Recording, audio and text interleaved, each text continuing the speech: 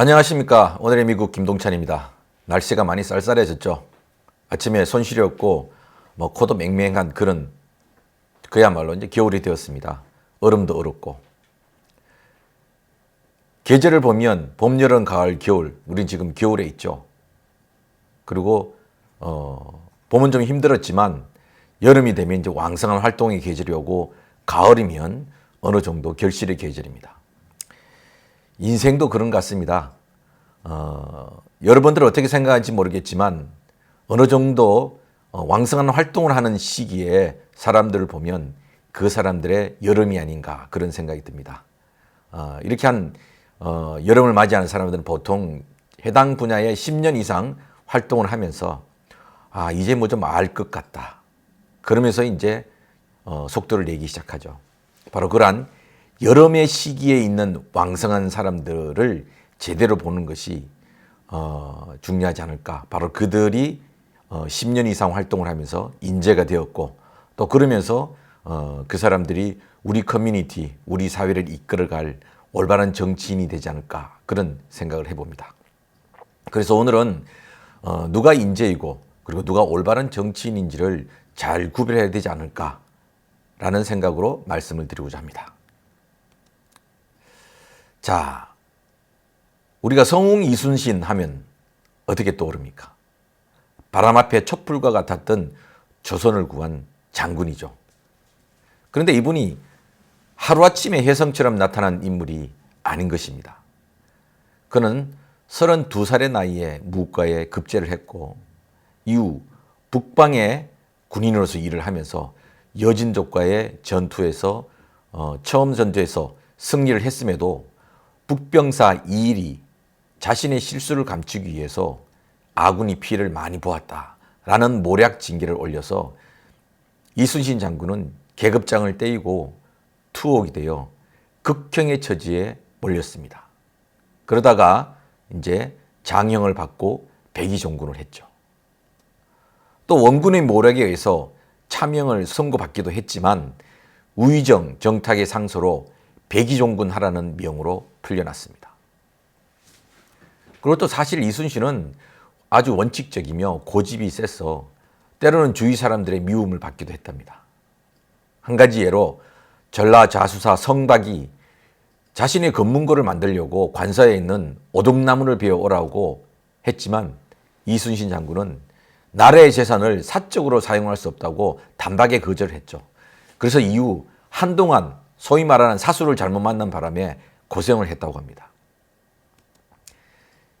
이순신 장군은 관직 생활 16년 만인 47세에 전라자도 수군절도사에 발탁이 되었고 1592년부터 1598년까지 일본의 침략으로 바람 앞에 촛불과 같았던 조선을 지키는 위대한 여정을 끝내고 54세에 전사하였습니다. 이순신 장군은 무과에 급제를 하고 16년 동안 산전수전 거치면서 배우고 준비가 되었습니다. 만약에 그러지 않았더라면 과연 이순신 장군이 위기의 나라를 구할 장수의 역할을 할 수 있었을까요? 들판을 달리는 크고 힘이 좋아 보이는 말도 조련을 하여야 명마가 되듯이 사람도 해당 분야의 조직에 적어도 15년 이상 일을 하면서 그 안의 속성을 파악하고 미래에 대한 비전을 스스로 세울 수 있어야 그 분야에 책임 있는 역할을 하고 성과를 낼 수 있을 것입니다. 그런데 그런 것을 무시하고 낙하산으로 또 한때의 인기로 그 자리에 앉았다가는 자신도 조직도 망치는 일들이 생길 수 있습니다. 우리는 이런 일들을 많이 보아왔죠. 그래서 인재를 기르고 중용할 때도 해당 분야에서 적어도 10년 이상은 활동을 했어야 하고 10년 이상 이 일을 꾸준히 진행한 사람들을 자리에 앉혀야 조직이 발전할 수 있는 것입니다. 조선왕조가 500년 이상 유지될 수 있었던 것도 바로 왕자들에 대한 철저한 교육을 했기 때문입니다. 물론 이때는 왕과 국정의 책임자들이 왕자를 교육하고 관리하였겠죠. 그러나 오늘날 민주주의 사회는 시민들이 그런 지도자를 키워야 하고 또 그중 잘 성장한 인재들을 지도자의 자리에 선출해야 하는 책임과 역할을 가지고 있습니다. 그래서 시민들이 깨어 있어야 하고 민주주의를 지키기 위한 노력을 해야 합니다. 민주주의 사회는 그래서 피곤합니다. 그러다 보니 시민의 임무와 역할이 무엇인지 생각하지 않고 자신들의 일을 대행할 선출직에 대한 구체적인 고민 없이 선출하고 더 나아가서 그들을 받들어 모시려는 봉건적인 잔재에 머물러 있는 시민들도 있습니다. 민주주의 사회의 시민은 거짓 선동가와 민주주의를 위해서 열정을 가지고 일을 잘하는 정치인을 구별할 줄 알아야 합니다.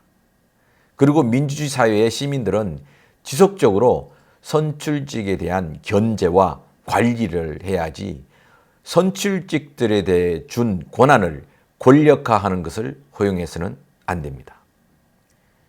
민주주의가 시작되고 이제 한 270여 년이 지나고 있습니다. 아직도 시민들의 의식 속에는 봉건 시대의 권력에 대한 잔재가 남아있고 이것이 지금 또한 민주주의를 위협하고 있습니다. 이런 현상은 선출자들의 권한에 대한 견제와 관리보다는 권력으로 받들어 모셔야 한다는 생각을 하고 그들에게 심지어 충성을 하려고 한다는 것입니다. 또한 시민들에 의해 선출된 선출직들도 자신들의 권력을 사유화하고 절대화하여 시민들 위에 군림하려고 하고 있습니다. 그리고 더 나아가서 민주주의 파괴자들은 인종주의, 이념, 그리고 지역주의를 선동하여 선거의 패배를 인정하지 않으려고 하고 선거를 할 때마다 가짜 뉴스와 음모론을 퍼뜨려 대중을 혼란에 빠뜨리고 심각하게 나라를 분열시키고 있습니다. 민주주의 사회에서 선거에 대한 시비는 곧 혼란과 극단적 대결을 불러오고 또한 그로 인해서 여러 불상사들이 발생을 합니다. 미국은 매년 선거가 있습니다. 우리가 민주주의 작동 방식인 선거에 무관심해지면 소수계로서 우리의 목소리는 물론이고 민주주의가 혼란에 빠집니다. 민주주의가 혼란에 빠지면